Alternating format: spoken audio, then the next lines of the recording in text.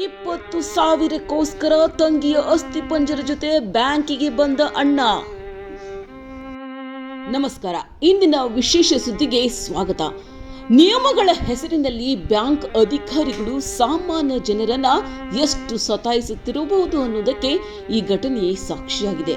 ತನ್ನ ಸತ್ತ ತಂಗಿಯ ಖಾತೆಯಲ್ಲಿದ್ದ ಹಣಕ್ಕಾಗಿ ಅಣ್ಣನೊಬ್ಬ ಆಕೆಯ ಅಸ್ಥಿ ಪಂಜರವನ್ನೇ ಹೊತ್ತು ಬ್ಯಾಂಕಿಗೆ ಬಂದ ಘಟನೆ ಈಗ ಇಡೀ ದೇಶವನ್ನೇ ಬೆಚ್ಚಿ ಬೀಳಿಸಿದೆ.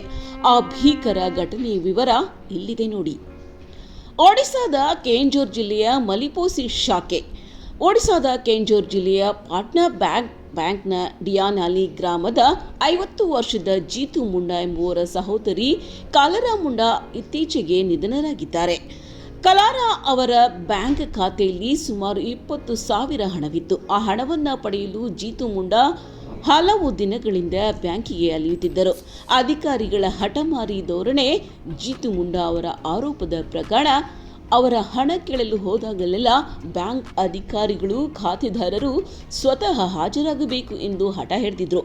ತಂಗಿ ಸಾವನ್ನಪ್ಪಿದ್ದಾಳೆ ಎಂದು ಮರಣ ಪ್ರಮಾಣ ಪತ್ರ ತೋರಿಸಿದರೂ ಅಧಿಕಾರಿಗಳು ಆತನ ಮನವಿಗೆ ಸ್ಪಂದಿಸಿರಲಿಲ್ಲ ಎನ್ನಲಾಗಿದೆ. ಆಸ್ತಿ ಪಂಜರ ಹೊತ್ತು ತಂದ ಜೀತು. ಬ್ಯಾಂಕ್ ಅಧಿಕಾರಿಗಳ ವರ್ತನೆಯಿಂದ ಬೇಸತ್ತ ಅಶಿಕ್ಷಿತ ಜೀತು ಮುಂಡಾ ಬೇರೆ ದಾರಿ ಕಾಣದೆ ತನ್ನ ತಂಗಿಯ ಸಮಾಧಿಯನ್ನು ಅಗೆದಿದ್ದಾರೆ. ಆಕೆಯ ಅಸ್ಥಿ ಪಂಜರವನ್ನ ಬಟ್ಟೆಯಲ್ಲಿ ಸುತ್ತಿಕೊಂಡು ಭುಜದ ಮೇಲೆ ಹೊತ್ತು ಬರಿಗಾಲಿನಲ್ಲಿ ಬ್ಯಾಂಕಿಗೆ ನಡೆದುಕೊಂಡು ಬಂದಿದ್ದಾರೆ.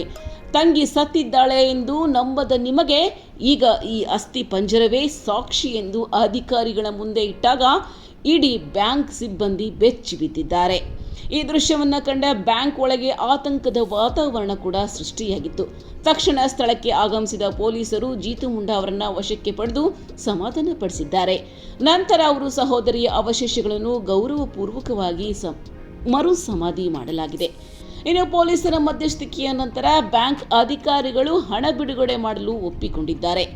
ಇನ್ನು ನಿಯಮಗಳಿಗಿಂತ ಮನುಷ್ಯತ್ವ ದೊಡ್ಡದು ಎಂಬುದನ್ನು ಬ್ಯಾಂಕ್ ಅಧಿಕಾರಿಗಳು ಮರೆತಂತಿದೆ. ಒಬ್ಬ ಬಡವನ ಅಸಹಾಯಕತೆ ಇಂತಹ ಭೀಕರ ನಿರ್ಧಾರಕ್ಕೆ ಕಾರಣವಾಗಿದೆ. ಈ ಬಗ್ಗೆ ನಿಮ್ಮ ಅಭಿಪ್ರಾಯವನ್ನು ನಮಗೆ ಕಮೆಂಟ್ ಮೂಲಕ ತಿಳಿಸಿ.